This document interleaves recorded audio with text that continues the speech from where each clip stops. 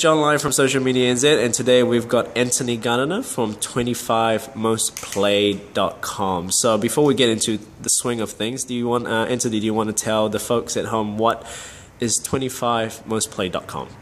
Sure. It's a service that takes people's iTunes play count data and then merges that with Facebook demographic data that updates automatically every week for every user that's registered on the site. So that means that you can keep track of what your friends are listening to on iTunes. You can also then slice up the total database based on demographic information. So you can see what the 25 most played songs are based on age ranges, certain cities or countries, even what people are interested in on Facebook. Cool, awesome. So how did the idea came about? So what made you kind of go, I need to do this? Whenever I meet new people, I always look at their 25 most played. I find it to be a really interesting insight to their personality and something that they can't really lie about. In the social media world, there's a lot of claimed behaviour, which is quite different from actual behaviour. But people's 25 most played is a really interesting slice of their personality that they just can't lie about because it's the songs that they're listening to. So I wanted to create an engine where I could keep track of what my friends were listening to. I missed the days where we would make a CD or a mixtape for our friends that had 20 songs in it, 25 songs. These days my friends turn up at my house and they say, hey, I've got 6 terabytes of hip hop for you to borrow. That would take me 14 years to listen to. You know, I don't want that much. I want 20, 25 songs. So it's a great way to kind of limit the choice. There's a lot of fantastic music services out there, Spotify, iTunes, Pandora, places where you can listen to music. But I still find it challenging to know what music to listen to. As somebody in the Bush administration said ages ago, there's what we know and what we know we don't know, and I know that I don't know about a lot of music. so I need my friends to help guide me on that. And yeah. To do it automatically is just easy and fun. So would you say it's going back to Spotify and going back to Pandora or radio and all that, would you say what you've created is more personally relevant in terms of the social circles that you have compared to others? I think so. I mean, on Spotify, obviously, you can see what an individual is listening to individually if you're tuned in on Facebook and if they've ticked that box to spam your feed with every single song they listen to. But in terms of the recommendation engines, a lot of them are built on this artificial intelligence. These little computer programs that think, okay, if you like this song, then you're probably going to like that song. And they're okay, but basing it on your group of friends is much more powerful and relevant, particularly with my service whereby I can group my hip-hop friends together and make one list based on all of my friends who like hip-hop, one from all of my friends who like rock and roll, and if I've got friends that like country, I can group them together and get recommendations based on areas of kind of musical expertise, if you like, even within my wider group of friends. So in terms of filtering out, is it so far just your Facebook friends, or are you allowing people to kind of search demographically or the interests, or what are the features around that? Yeah, absolutely. So there's a whole bunch of filters that are built into it that are driven off the Facebook demographic data that we capture, and that's all anonymized. I always have trouble with that word. It's all anonymized. So I can pull up a list of all my users who are living in New Zealand or living in San Francisco, cool, or aged between 30 and 40 years old, and then multiples of these. So I can bring up a list an accumulated playlist based on users who are aged 30 to 40 years old who live in San Francisco and who all happen to like Air New Zealand or whatever it is. So you can cut the pie in all kinds of different ways, whatever's relevant to the user. So which means from if I'm taking this from a music artist perspective, which means now I can, if I want to do a small gig in a town of, in just say in a small town, if I know that my listening audience are predominantly from there, so now they can really target what audience I have and then what sort of music they like. Would you get something like that?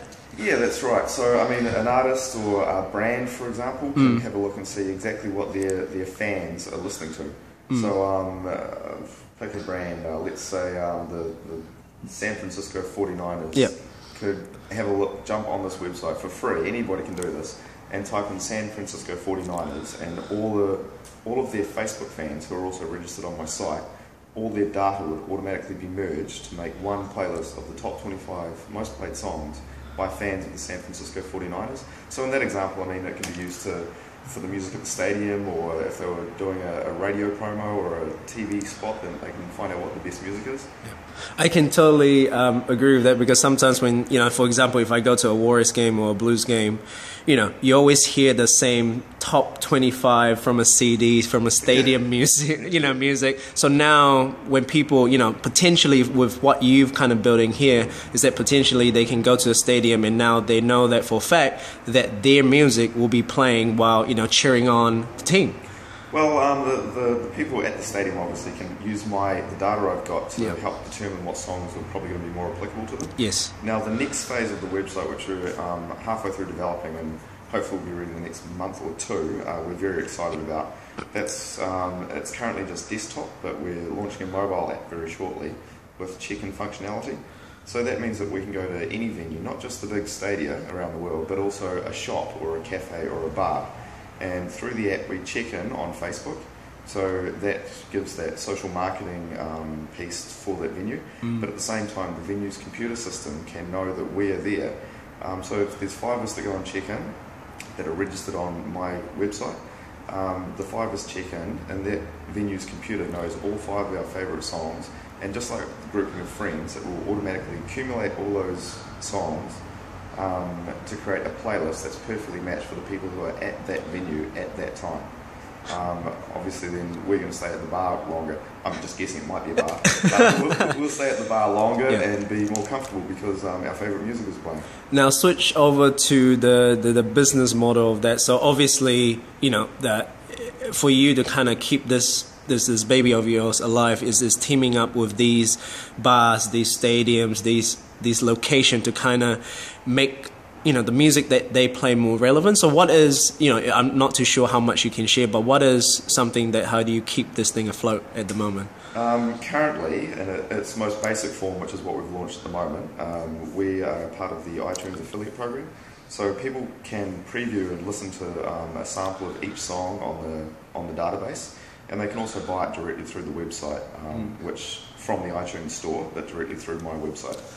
Every time that somebody purchases a song, we get a couple of cents. So it's just micropayments, but the hope is that as the user base grows, so will that income.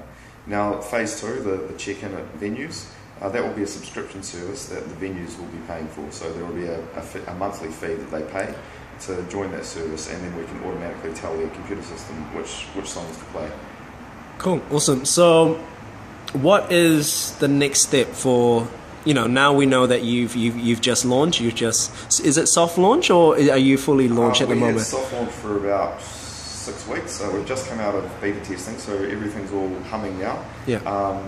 Just to remember that it is desktop only at this stage and iTunes only. We're hoping to add Spotify soon. So there's quite a bit of further development and enhancements that we want to do so we can capture other data, particularly Spotify. So those are the next steps. Is the next step, in the quick near future, is to produce this mobile app, or is it funding, or is it what is it? Is it getting in front of venues? I've self-funded everything so far, which has been which has taken a little bit longer than what it should have. So obviously looking for a little bit of funding would help. I've just been getting a lot of interest from some of the main media outlets here in New Zealand as well. For radio stations, obviously, that's a fantastic way for them to close that loop. So I've had a few radio stations and talks with people. Yeah, I remember you were talking to me about potentially some of the radio stations out there. Like, what are the benefits for them to kind of implement what you're doing here? Well, it's a really great way for them to close the loop with their social media presence. So say you've got a radio station with 100,000 Facebook fans. It's really important for the radio station to make sure that they are playing music that is actually relevant and that the fans like. to keep people tuning in. So I can tell them that. I can tell them what their Facebook fans are listening to and how that changes over time, remembering that my database updates every week for every user. So I can tell radio station X what their listeners actually enjoy, but then that also, for the Facebook fans, gives them a semblance of ownership over what the radio station is playing. So the radio station is giving back to the Facebook community, and the Facebook community giving back to the radio station. So it creates this nice little loop for the listener and the media provider. Cool, awesome. Well, it sounds like there's lots of potential for 25mostplay.com to kind of grow into this more relevant music station. What would you call it? Like, if there's one quick line that you always see with Spotify, and if there's something that you could call 25 most play, what would it be? Very good question, John. Sorry, have you not hired? I suppose the next funding round would be that branding team, that marketing team. Yeah, hopefully. Currently, it's a service that I've set up basically for me and my friends to share our music tastes. Awesome. But like all the best ideas, if it's relevant and works for your friends, then it's probably going to work for more people. Cool. Currently, I would say it is a socially based music recommendation engine. Cool. Awesome. The next evolution of the mobile app, then we'll change what that snappy little byline is. Cool. Awesome. So, I suppose that's that's what.